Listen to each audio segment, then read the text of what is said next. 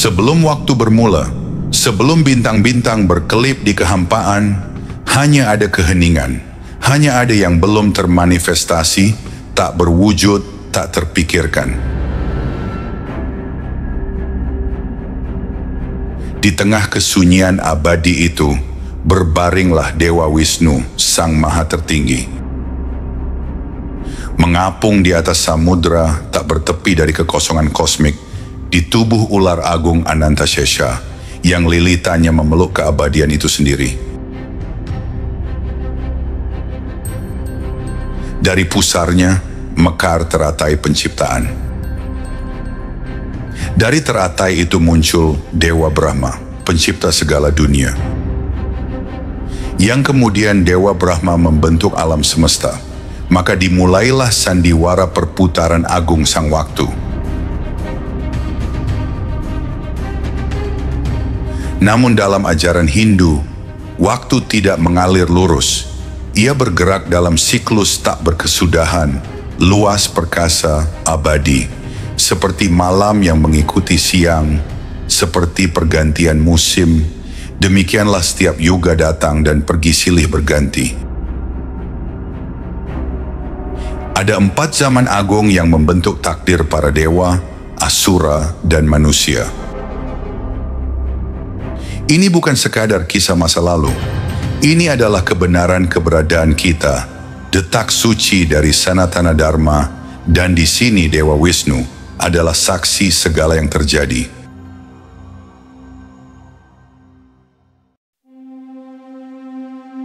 Setelah muncul dari teratai yang tumbuh di pusar Dewa Wisnu, Brahma memandang kehampaan tanpa bentuk. Dari pikirannya, ia membentuk dunia, seluruh loka, hukum dharma, para resi, dan makhluk-makhluk pertama. Ia menciptakan dewa dan asura, anak-anak dari sumber yang sama, namun ditakdirkan berjalan di jalan yang berbeda. Dengan tindakan suci itu, dimulailah yuga pertama dalam siklus Mahayuga, Satya Yuga.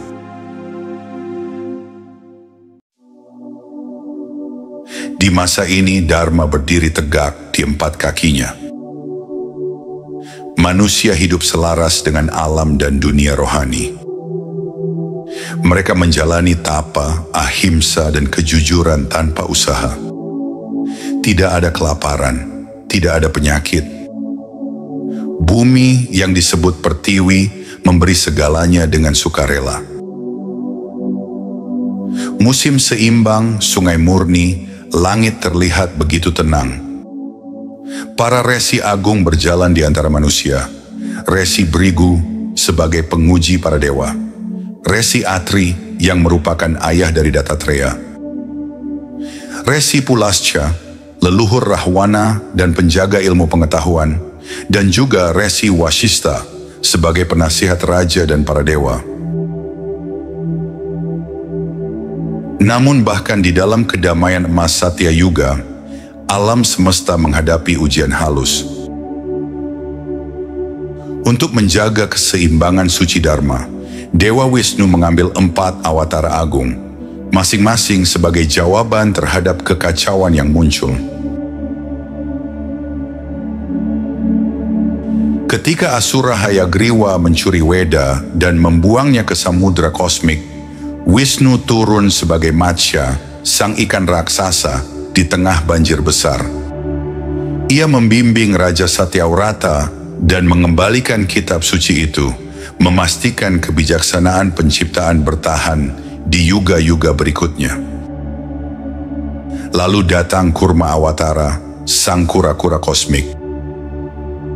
Saat dewa dan asura mengaduk samudra demi Tirta Amerta, Gunung Mandara mulai tenggelam.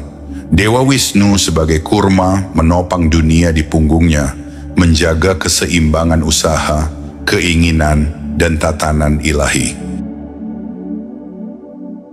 Kemudian Waraha, sang babi hutan agung, ketika Hiranyaksha menyeret bumi dewi ke kedalaman lautan kosmik, Waraha bangkit dari kehampaan, mengalahkan Asura itu dalam pertempuran yang mengguncang semesta, lalu mengangkat bumi di atas taringnya.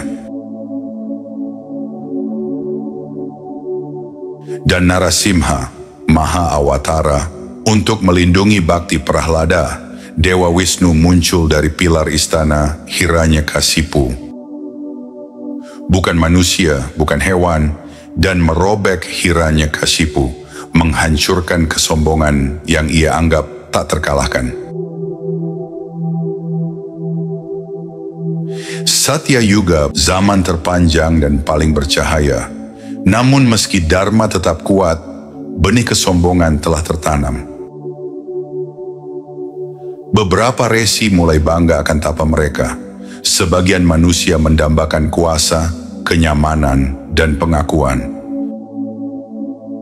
Kemurnian perbuatan mulai bergeser menjadi kepentingan pribadi. Namun roda kosmik tak pernah berhenti berputar.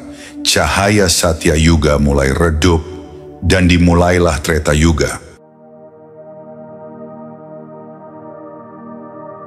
Treta Yuga menandai pergeseran besar dalam keseimbangan Dharma.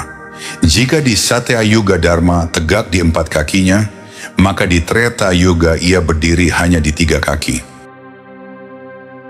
Kebenaran masih dijunjung, tetapi keserakahan dan ambisi mulai menodai hati makhluk hidup. Manusia mulai membangun kota, kerajaan, dan tatanan sosial yang lebih rumit. Ritual pengorbanan yajna menjadi pusat kehidupan spiritual. Namun bersama kemajuan itu, muncul pula perebutan kekuasaan, penipuan, dan perang. Di masa ini, Dewa Wisnu mengambil bentuk-bentuk agung untuk memulihkan keseimbangan. Wamana sang Brahmana kerdil. Raja Asura Bali, meski saleh, menaklukkan 3 dunia. Dalam wujud mungilnya, Wamana meminta tanah seluas 3 langkah. Vamana lalu menjelma menjadi raksasa kosmik. 2 langkahnya meliputi bumi dan surga. Dan langkah ketiga menempatkan Bali di alam bawah. Namun karena kesetiaan dan kemurahan hatinya, Bali diberi kehormatan menjaga dunia pada suatu masa mendatang.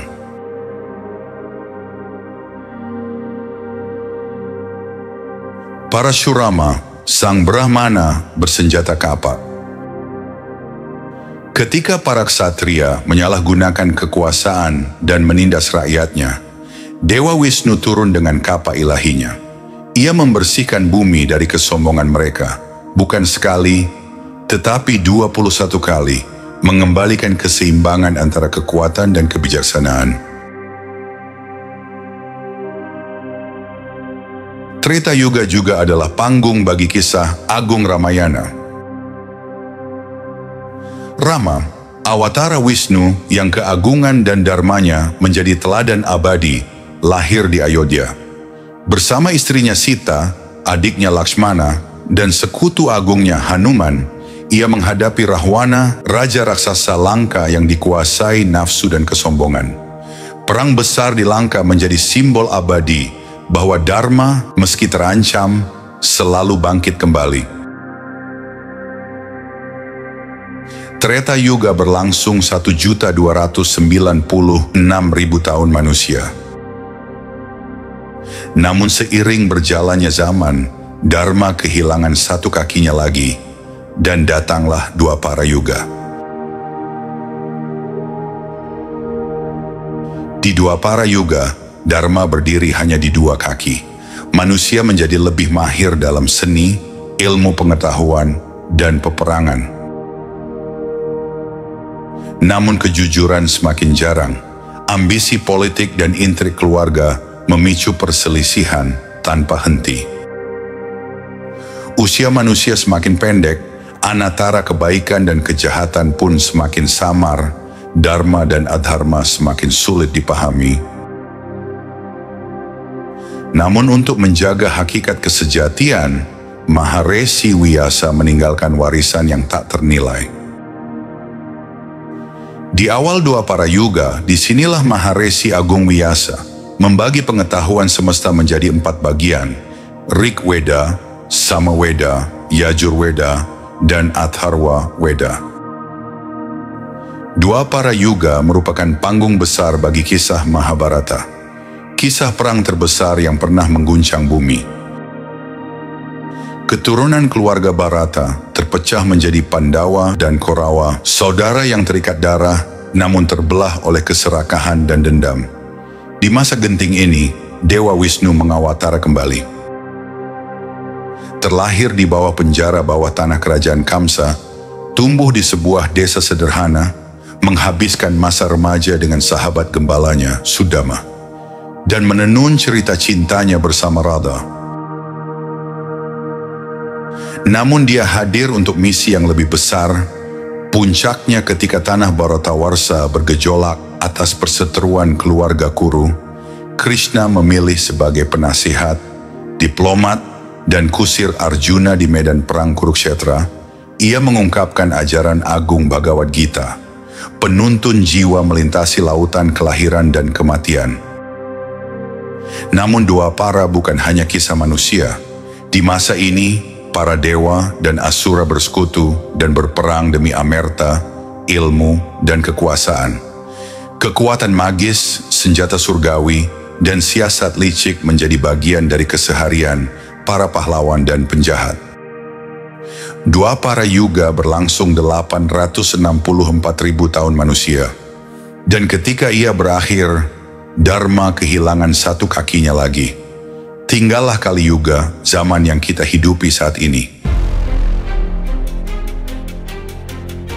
Kali Yuga dimulai setelah berlalunya Krishna dari dunia fana. Dharma kini hanya berdiri di satu kaki. Kebenaran menjadi langka. Keegoisan, kebohongan, kekerasan, dan keserakahan merajalela. Meski kegelapan menyelimuti zaman ini, percikan harapan masih menyala. Terlihat dalam pengabdian yang tulus, kebaikan yang murni, dan jiwa-jiwa yang terbangun. Namun di jantung Kali Yuga, di tengah hiruk-pikuk dunia yang rapuh, para resi, santo, dan para agamawan masih berjalan di bumi. Jubah mereka beragam, kata-kata mereka indah, dan kehadiran mereka dihormati. Tetapi jika kau menatap lebih dekat, kebanyakan hanyalah bayangan semu dari kesucian. Mereka mengenakan busana kebijaksanaan, namun memburu kekuasaan. Mereka menyebut namanya, namun hati mereka jauh dari cahayanya. Di zaman ini, pencari kebenaran sejati bagaikan setetes air di gurun yang luas, langka, nyaris hilang. Sedang para peniru dan pemalsu berlimpah tanpa henti. Korupsi merajalela, kehormatan terkubur di bawah timbunan kebohongan, dan ritual kehilangan maknanya. Pengetahuan suci terpecah seperti kaca yang remuk, berserakan, dan sulit disatukan. Namun setiap jiwa masih menyimpan percikan cahaya abadi. Potensi untuk bangkit dan berubah tetap bersemayam di lubuk hati manusia. Dan ketika kegelapan mencapai puncaknya, sang penjaga tatanan akan datang. Dewa Wisnu, dalam wujud terakhirnya, Kalki Avatar, akan mengakhiri zaman kehancuran ini dan memulihkan Dharma di dunia. Kali Yuga akan berakhir bukan dalam kesunyian, tetapi dalam pembersihan yang agung. Alam semesta akan ditata kembali, dan lingkaran waktu akan membuka bab baru, Satya Yuga, zaman ketika kebenaran dan harmoni akan bersinar sekali lagi. Di dalam tarian abadi antara terang dan gelap, setiap jiwa kini menjadi medan pertempuran. Dulu kebaikan dan kejahatan terpisah di alam yang berbeda. Kini, keduanya bersemayam dalam diri yang sama. Perjuangan sejati bukan lagi di medan perang terbuka, melainkan di hati manusia. Pertarungan antara sinar dan bayangan yang tak pernah berhenti. Jalan menuju cahaya masih ada. Ia terhampar bagi mereka yang hidup dengan kesadaran. Menegakkan kebenaran, menumbuhkan kasih sayang, dan menundukkan ego. Memilih cinta di atas rasa takut, pelayanan di atas keegoisan, kebijaksanaan di atas kebodohan. Lewat doa, meditasi, dan pengabdian, setiap tarikan napas dapat menjadi pengingat bahwa yang ilahi tak pernah jauh. Sebab cahaya itu bukan di luar sana. Ia adalah percikan di dalam jiwa, menunggu untuk dibangkitkan. Dan ketika percikan itu menyala, ia akan menjadi fajar baru. Awal dari siklus di mana kebenaran, cahaya, dan harmoni akan bangkit kembali.